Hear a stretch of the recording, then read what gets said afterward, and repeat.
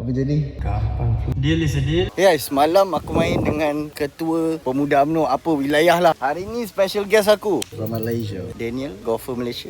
Yang kenal lah, ranking dunia top 5. So aku nak buat challenge dengan kau ni. Memandangkan member aku ni dia baru start trade, kau boleh buy ataupun sell ikut aku. Profit tu kau ambil. Deal.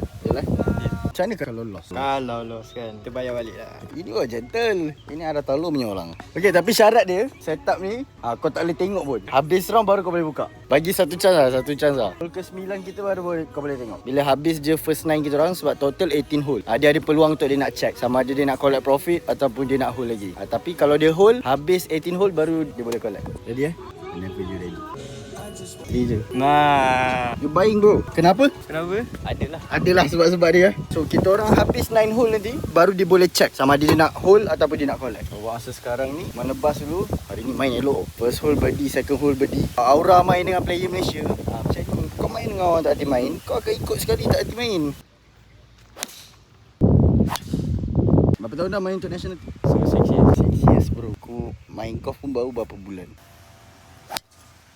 Okay, so first 9 dah habis. Dah masuk second 9 dah. Kau nak buka tak? Kau nak tengok tak? Buka lah. Kau bismillah lah dulu. Apa jadi? Floating. Jahanam. $500. Tapi kita masih ada lagi second 9. Kau nak close ke?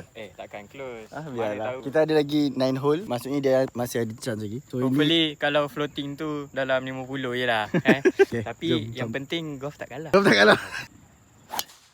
Okay, so kita dah settle golf. Apa jadi? Gampang floating. Kalau saya rasa lah, kalau tunggu lagi, saya rasa boleh naik balik. Berapa lama nak tunggu? Deal is a deal, loss is a loss. Tapi disebabkan aku yang suruh kau buat challenge, so aku bagi diskaun lah. Kira dalam RM je lah, tak payah dollar. RM200. Settle. Ini macam lah. Disebabkan kau a man of your word, aku nak bagi kau free ni ebook. Apa yang ada kat dalam ebook ni, kalau kau tengok boleh belajar semua benda pasal basic sampai advance. So satu dah challenge hari ni dengan national player. So aku nak beritahu Full Swing Formula memang sediakan ebook. Ebook basic trading sampai advance trading. Macam yang aku tunjuk dekat Daniel tadi. Ebook tu korang boleh dapat free je, tak ada apa-apa bayaran. Korang tekan je link kat bio, tekan 3 titik kat atas, tekan open in browser. Full Swing Formula memang provide semua benda, setup basic sampai advance punya ebook. Education yang paling best, duit raya. Kau nak dapatkan semua tu, link ada kat bio. Assalamualaikum. Ciao.